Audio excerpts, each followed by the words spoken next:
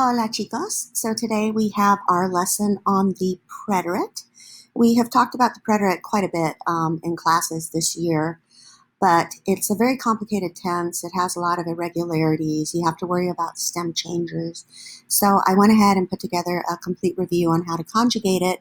And I know that you guys have done studyspanish.com verb drills before, but it's very easy to forget how these conjugations conjugate.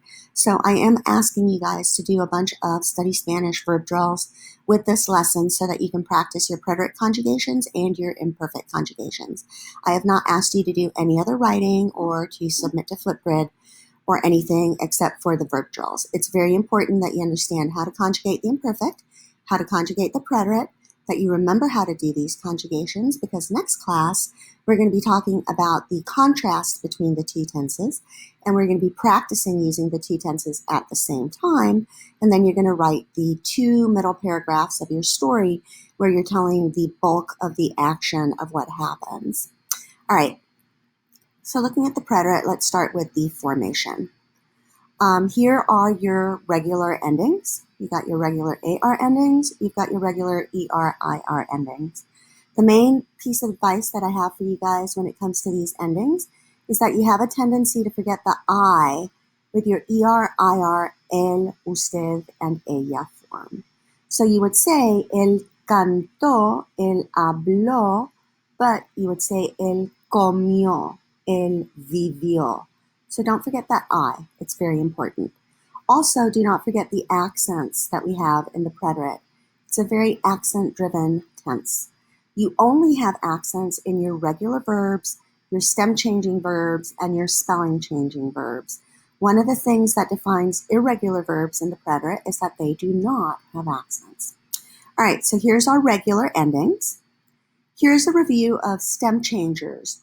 In the present tense, AR, ER, and IR verbs stem change in the boot.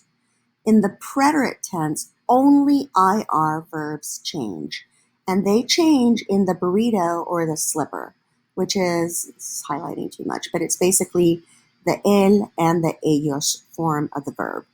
If you have a verb like dormir, that stem changes to two letters in the present. Yo duermo, duermes, duerme, duermen, but dormimos, because it's outside of the boot. In the preterite, they only change in the él and the ellos, and it doesn't change to two letters, it changes to the first of the two letters. So your stem changing with dormir is going to be durmió, durmieron. We have spelling changes as well. We have our GAR verbs, where if we didn't put a U in there, it would be pronounced jugué. So we have to put that U in there so that it says jugué. We have our ZAR verbs. If I put a Z here, it would be empecé, and it needs to sound empecé, so we need a softer C. And then our CAR verbs, if I spelt it TOCE, it would be pronounced toce, and it needs to be tocar, toque. So to produce the que sound, I have to use a QUE. These only apply in the yo form. So the tu form would just be jugaste, empezaste, tocaste, spelled completely normally. We also have some spelling changes in the él and the ellos form, where we have to swap out an I and an E for a Y. So incluir, leer, creer. I have the wrong verb here, so I'm going to go back and change it before I make this form available to you guys. But this should say leyó, leyeron, creyó, creyeron, incluyó, incluyeron. When you guys look at this form, which I will attach to the topics lesson plan, I will make sure that I corrected this. I'm sorry. All right. The most important thing to remember about irregular verbs in Spanish in the preterite is that there's no accents. The other thing that's important to remember is that just like we have our regular AR endings and our regular ER endings, we also have irregular endings.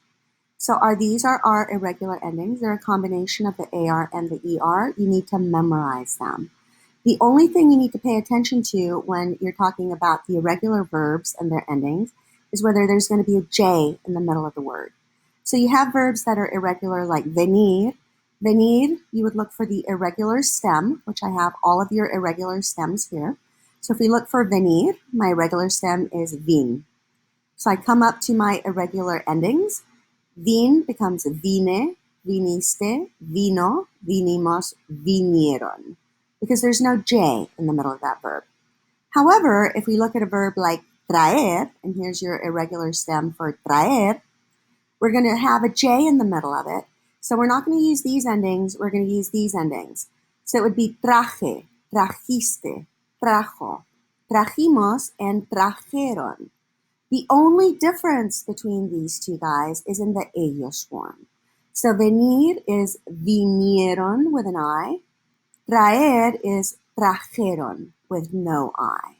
And I've reminded you of that in this chart where you can see your irregular stems.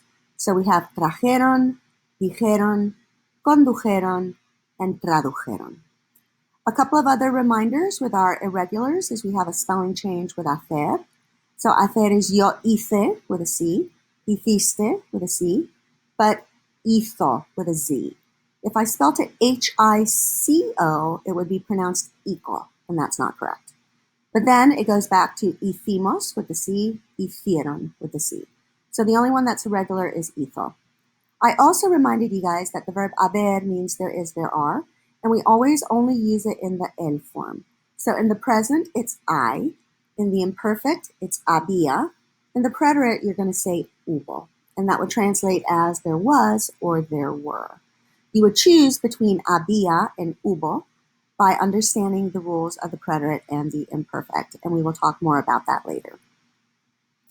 All right, we have these other irregular verbs that you just have to memorize. They don't follow any particular pattern. The nice thing is ver and that conjugate the same way. You just have to change the letter that comes in front of the endings. So vi, viste, viste, etc. No accents because they're still irregular. Ir and ser conjugate the exact same way. So how do you know when I say fui if I'm saying I went versus I was? It's going to be the context of the sentence that tells you that. But these guys look exactly the same, so it's very important to understand the context. All right, now we're getting down to our uses of the preterite. They are very different from our uses of the imperfect. In our next lesson, we're going to contrast the two of them together instead of looking at each tense individually. For now, I want you to understand each tense individually. The first use of the preterite is going to be a completed action. So it's any time that you're saying that something happened at a specific time. It's completely over, specific action at a specific moment in time. These actions move the story forward in time, and these actions are very important.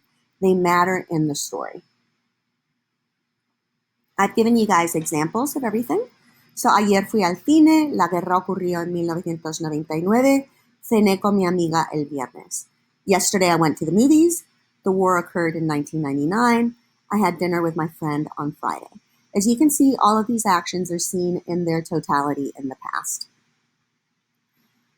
Second use of the preterite is going to be the start of an action.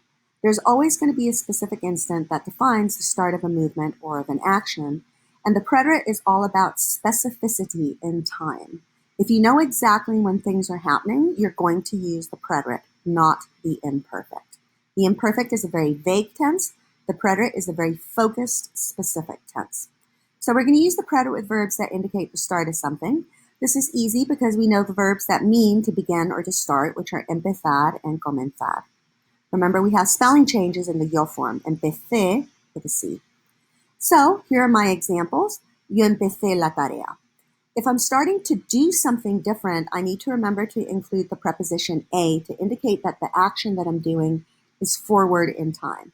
So when you start to study, the studying is ahead of you. You're in the process of beginning it. So I started the homework, I started to study, the class started on time would be examples of rule number 2 of the preterite. Rule number 3 of the preterite is the opposite of rule number 2. So instead of the beginning of an action, it is the end of an action because there's always a specific instant when you stop a movement or you stop an action. So we have verbs that mean to stop, terminar, concluir, which means to conclude. So again, I've given you examples. La clase terminó 10 minutos tarde. Class stopped 10 minutes late. We also use de if there's going to be another verb in the sentence. Yo terminé de estudiar. Because if I stopped studying, it is behind me in time. So the class ended 10 minutes late. I ended my homework, or I finished my homework. I stopped studying, including the preposition de. The meeting concluded. Number 4 is a combination of number 2 and number 3. So you can see how these preterite rules all build on each other. Number 4 is when you know the duration of an action. You know how long something took. So it's a combination of 2 and 3. You know when the action started, you know when the action ended, or you know how long it took to happen collectively. So here are my examples. Yo trabajé 3 horas. I worked for 3 hours. Yo estudié desde las 5 hasta las 7 de la tarde. I studied from 5 until 7 in the evening. Estudié toda la tarde. I studied the whole evening. Por la mañana fui a la playa. I went to the beach in the morning. Estuvimos en Madrid 3 años. We were in Madrid for 3 years. So in all of these cases, I know how long the actions took place. Again, the preterite is all about being specific. Our final use of the preterite is probably the one that we see the most in stories, and it's a series of completed actions. So something happens and ends, then something else happens and ends, and then something else happens and ends. It is a sequence of actions. It moves the story forward. So here in my example, me desperté a las 7, preparé un café, me senté en la silla, abrí mi computadora y leí mi correo electrónico. I woke up at 7. After waking up at 7, I prepared a coffee. After preparing a coffee, I sat down. After I sat down, I opened my computer. After I opened my computer, I read my email. So what this is doing is it's moving the story forward, forward, forward, forward, forward. This is the part of the story that's important. These are the actions that the reader needs to pay attention to. All right. I am attaching this document after I've made those couple of corrections that I needed to make. My apologies. Please open up this document, which will be part of the topic lesson plan. Review it very carefully, and then go to studyspanish.com and do the activities that I've asked you guys to do in the next section of the topic. It's very important that you know your conjugations well, so that during the next lesson we can focus on knowing when we need to use each tense. I hope you guys are doing well. Please ask me questions in the comments. Nobody's writing in there, and I'd really like to hear from you guys. All right, talk to you later. Bye.